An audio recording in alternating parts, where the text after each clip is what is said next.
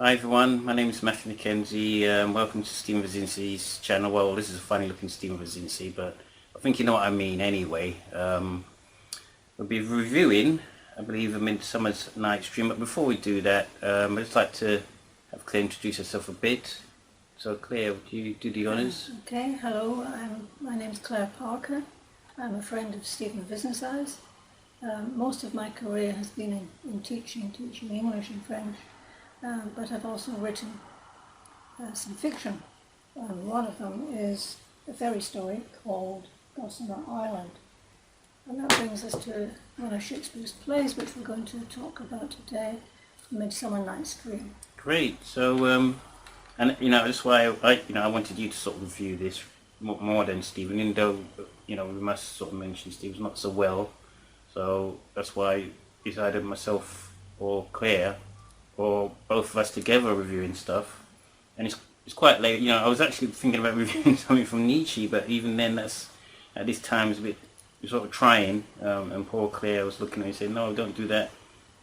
Let's do A Midsummer's Night." And she's read that, and I thought, yeah, it's so late. Let's just make it fairly easy on ourselves. But for those who don't know, one of Shakespeare's famous play, and I think it tries to incorporate love, the idea of imagination and patriarchy, and explores how people actually fall in love. I think he drew on the concepts of A Knight's Tale, for it, as well as the marriage culture in the 16th century.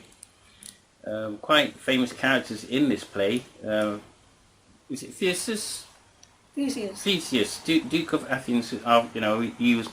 He conquered after conquering Amazons in battle.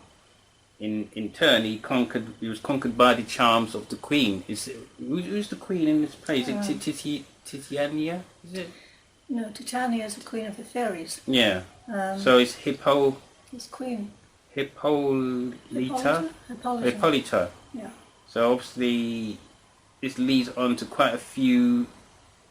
I think it believes there's 4 plots, isn't it? There's several plots in the Midsummer Night's Dream.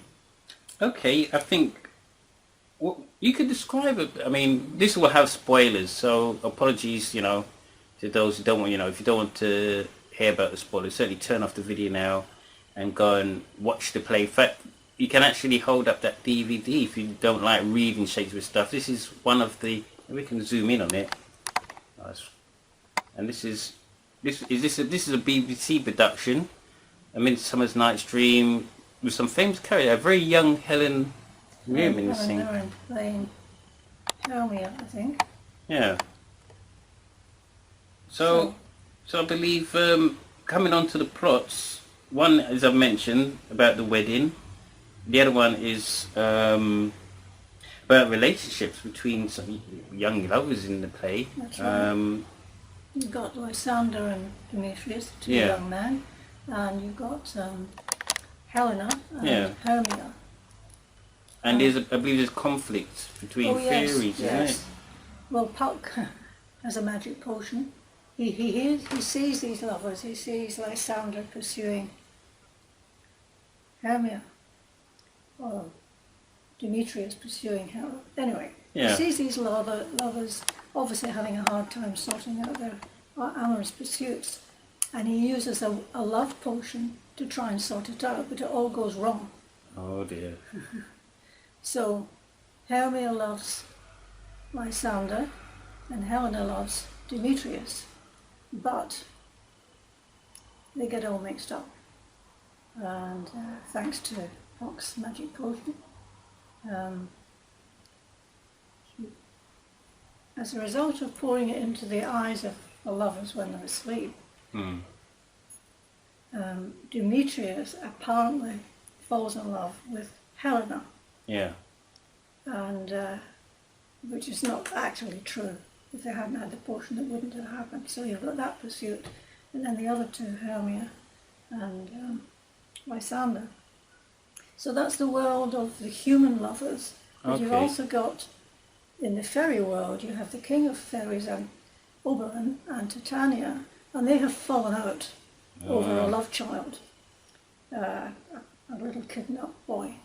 They've fallen out. So that's the fairies, and then you have Puck, who's a fairy, and they all meet together in the forest. Okay. And all sorts of funny goings And on. also, so is it more of a comedy? Because I know Shakespeare was famous for it is. tragedies, wasn't he? It's a very light comedy. Yes, it is.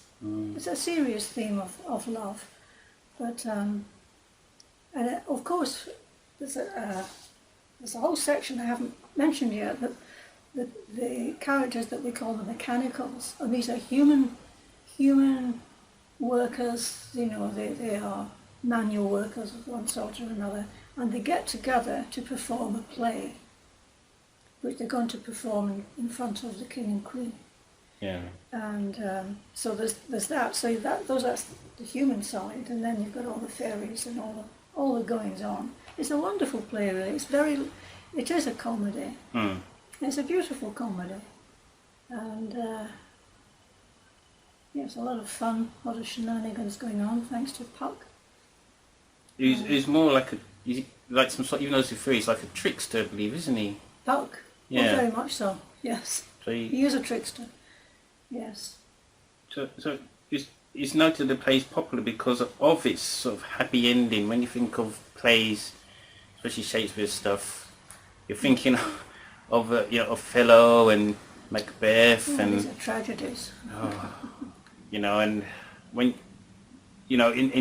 I do often say this in the videos, when you're going through a difficult period, different in regards to the pandemic and the virus, you don't really want to be watching something where it's going to bring you to tears even further. So this is probably a good reason why we sort of thought, well, let's have a look at Midsummer Night's Dream. In fact, if you could do us a favour, what does it say at the back of the DVD? Because that might explain a bit more about the play.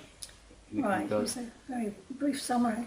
In the woods of Athens, runaway couples, the king and queen of the fairies, the impish sprite Puck, and a band of common artisans prove, quote, the course of true love never did run smooth, as they play out a comedy of love and the confusion it sometimes brings.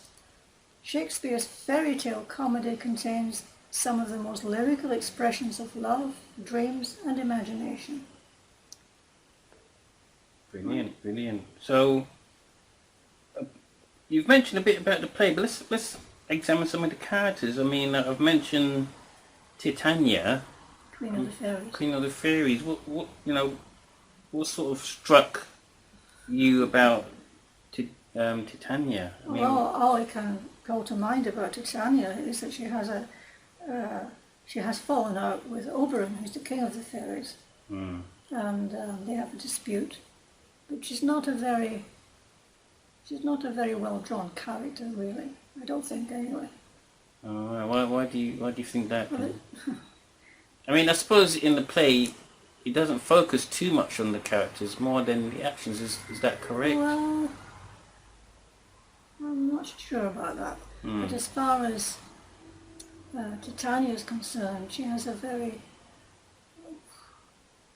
small role to play, really. All right. She hasn't got a lot to do with the action of the play at all, except that she's fallen out with Oberon. Okay, and how about Lysander? Lysander? Yeah. Lysander is a young man, and he's in love with Hermia, but Puck gets the magic potion wrong, and he thinks he's in love with Helena. So that's Lysander, and then there's Demetrius, and Demetrius loves Helena, and it all goes wrong thanks to Puck, because he puts magic love potions in the wrong eyes, so that when the idea is that when the character who's got the love potion wakes up, the first person he sees, or he sees, he falls in love with, but it happens to be the wrong person. And the funniest bit is Puck puts an ass's head on Bottom. Bottom is one of the mechanicals, one of the human artisans, working people who are trying to put on a play. So he finds him asleep, and he puts an ass's head on him, a donkey's head. Yeah. Know. And that provides obviously a lot of fun in the play. But that's the point. He puts a love potion in Titania's eyes, the Queen of the Fairies, and when she wakes up, she finds Bottom with the donkey's head and falls in love with him. Oh my goodness. So, you know, it's a lot of fun, this play. It really is. It's the most fantastical fun. So I take it Puck is perhaps your favourite character in the play, or am I wrong? Could you mention a fair bit about him? Well, he's a very vivacious and mischievous character, and therefore very likeable.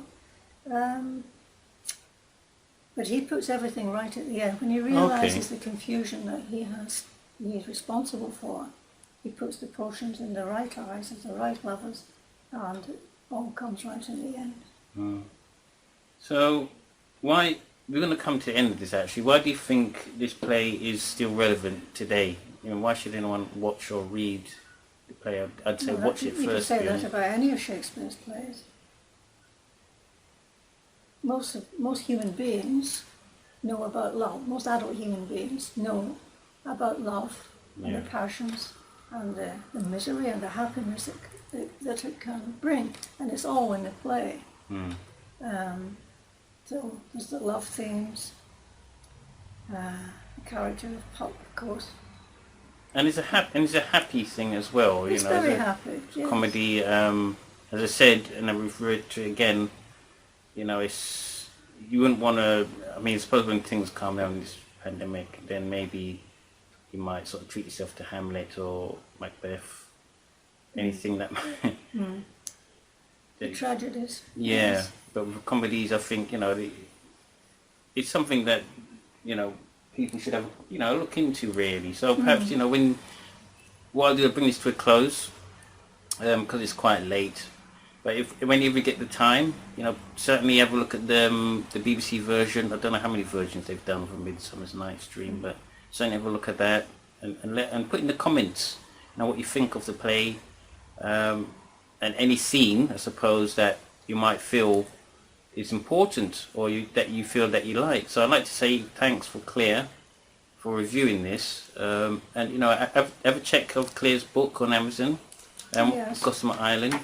Yes. And one day I'm sure in the future we'll review that. Maybe. So We'll see. Take care everyone, and we'll see you again soon. Bye-bye.